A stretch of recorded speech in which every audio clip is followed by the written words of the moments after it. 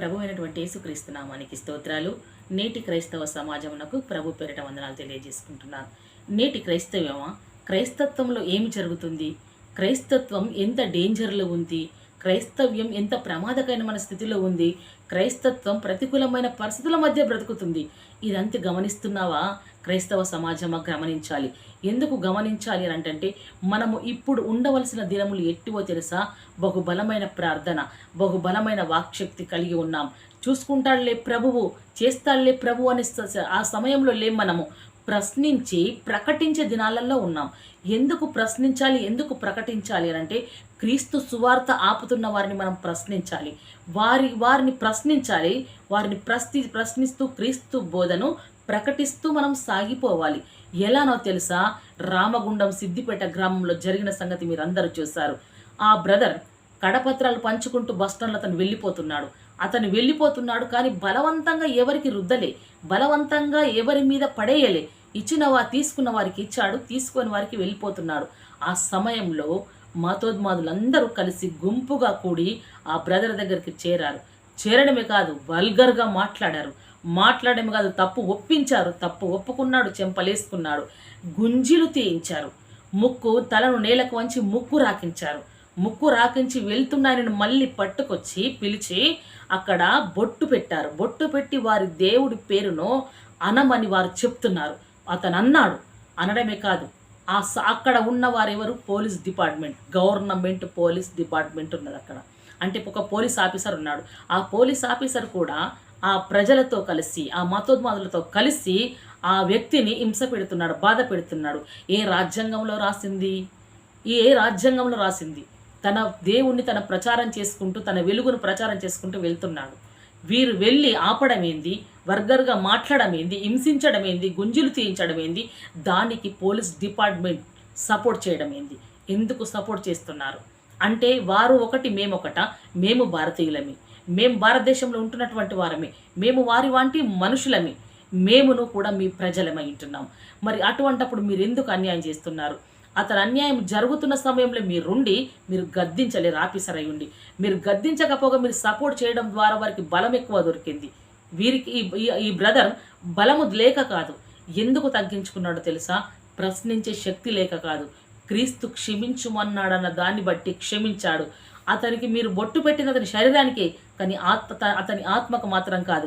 ఒకవేళ అదే బ్రదర్ అదే 10 మందిని తీసుకొచ్చి మీలో నుంచి ఒకరిని తీసుకెళ్ళి దేవుని మందిరం అనగా యేసుక్రీస్తుల వారి మందిరంకు తీసుకొచ్చి బాప్టిజం తీసుకుంటావా లేదా, నీ ఆరాధన చేస్తావా లేదా అంటే మీరేం చేస్తారు? కడపత్రాలు పంచితేనే బ్రతకనియని మీరు అలా తీసుకొస్తే ప్రాణాలు తీసేస్తారేమో రేపు మీరు కదా. కాబట్టి మనం ఏ విధంగా ఉండాలి? మీ మీద మీరు బలవంతపు భక్తి మీరు రుద్దారు, కానీ మేము ఆ విధంగా చెయ్యం. మీరు ఎలా రుద్దారు? మీరు బొట్టు పెట్టించారు, మీ దేవుడి పేరును పలికేట్లు చేశారు. బలవంతము భక్తి రుద్దింది మీరు, మతభేదం కల్పించింది మీరు, కానీ అక్కడ బ్రదర్ కల్పించలేదు. మీకెందుకు లేదు ఆలోచన మేమును భారతీయులమే అని? VBSలో చిన్న పిల్లలు సమ్మర్ హాలిడేస్, పిల్లలందరూ కలిసి ఎంతో జాలీగా సంతోషంగా వారి దేవుడి మందిరంలో గడుపుతున్నారు. అటువంటి సమయాలలో గుంపుగా మతోన్మాదులు వెళ్ళి అల్లరి చేస్తున్నారు. ఎందుకు అల్లరి చేస్తున్నారు? ఆ స్థలానికి మీరు వెళ్ళవలసిన అవసరం ఏమొచ్చింది? మీ పిల్లలకు చెప్పొద్దు అని అంటే అక్కడ ఏదైతే పిల్లల దగ్గర ఉన్నారో మరి తీసుకెళ్ళిపోండి. ఎందుకంత భయం మీకు? మిమ్మల్ని మీరు జాగ్రత్తగా కాపాడుకోండి, మమ్మల్ని మేము జాగ్రత్తగా కాపాడుకుంటాం. ఇప్పుడు ఏమని తీర్పిచ్చారు? క్రైస్తవులకు ఎస్సీ మాల అనేది, క్రైస్తవ సర్టిఫికెట్ ఉంటే ఎస్సీ మాల అనేది రాదు అని అన్నారు. అంటే ఇతర మతాలన్నింటికీ కలిసి అన్ని రకాల హక్కులు చెందుతాయి. ఇతర మతాలన్నిటికీ వారి మతాలకు సంబంధించినవి సర్టిఫికెట్ వస్తాయి. క్రైస్తవులు ఈ సర్టిఫికెట్ తీసుకుంటే భారత రాజ్యాంగంలో రాసిన చట్టాలు వర్తించాయి. క్రైస్తవులం మనుషులము కామా, క్రైస్తవులం భారతీయులము కామా, క్రైస్తవులం భారత సమాజంలో బ్రతుకుట లేదా, భారత రాజ్యాంగానికి లోబడుట లేదా? లోబడుతున్నాం. మేము అధికారులకు లోబడుతున్నాం, చట్టానికి లోబడుతున్నాం. మరి మమ్మల్ని ఎందుకు ఇలా? ఒక్కసారి క్రైస్తవ సమాజమా, మీరు ఈ వీడియోస్ చూడండి. మీరు చూసి మీరు మౌనంగా ఉండే స్థితి కాదు. ఎందుకు కాదో తెలుసా? ఈ వీడియో చూసిన తర్వాత మనము ఇప్పుడు ఏ స్థితిలో ఉన్నాం? ప్రభు చూసుకుంటాళ్లే అనే స్థితిలో మనము లేము. ఇదిగో ఈ వాక్యం ఇచ్చాడు, దీంతో దేవుడు యుద్ధం చేస్తాడులే అనే సమయాలు అనే కాలంలో లేము.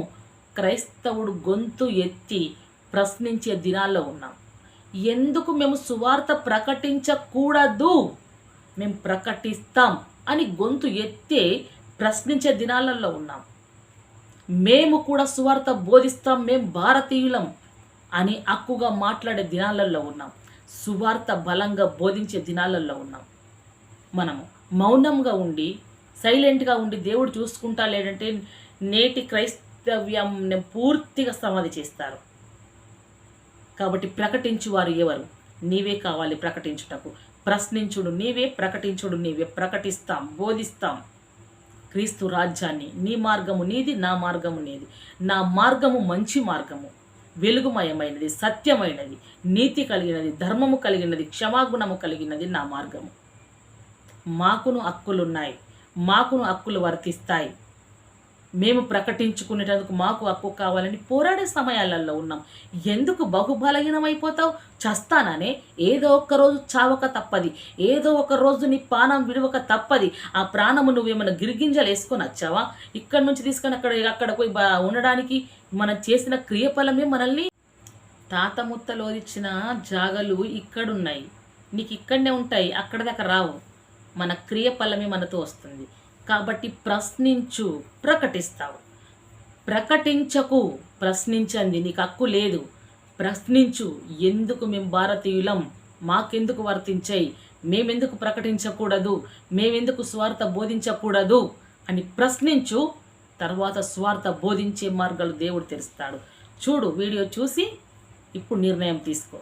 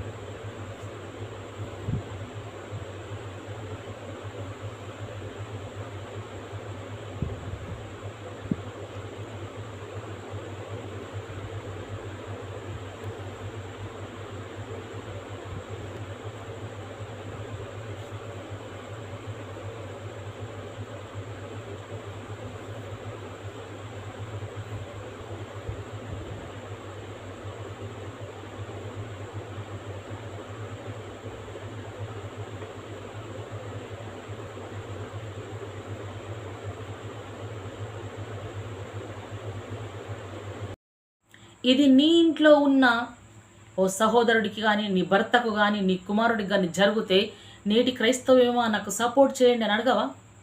అడుగుతావు, గింజుకుంటావు, ఎవరు సపోర్ట్ రావట్లేదని అంటావు. కానీ తప్పకుండా క్రైస్తత్వం ఏకం కావాలంటే మొట్టమొదటి మెక్కు ఎక్కవలసింది ప్రార్థన శక్తి. ఆ ఆలోచన చేత మనం ప్రయత్నించాలి. వీడియో చూసాం కదా మనం ఇప్పటి వరకు. ఆ వీడియోలో ఉన్నది ఏమిటి, మనం చేస్తున్నది ఏమిటి అనేది ఒకటి మనల్ని మనము ప్రశ్నించుకోవాలి. చార్ల్స్ స్మిత్ గారి ఇంటి మీద భయంకరమైన అటాక్ జరిగి ఇంటిని తగులబెట్టేశారు.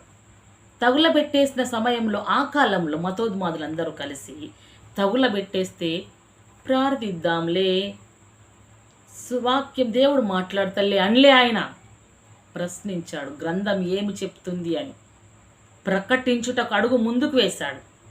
భక్తుల గురించి వినడం, భక్తి గురించి మాట్లాడడం, కానీ ఆ భక్తుల సారాంశంను ఎరిగి సువార్తకు నీవే నియమింపబడ్డావని, నీవు దేని కొరకు నియమింపబడ్డావో క్రీస్తు ఒక పనిముట్టిగా, క్రీస్తు యుద్ధ దండులో ఒక సైనికుడిగా లేస్తేనే నీవు క్రైస్తత్వంలో ఈ రోజు బ్రతికినట్లు.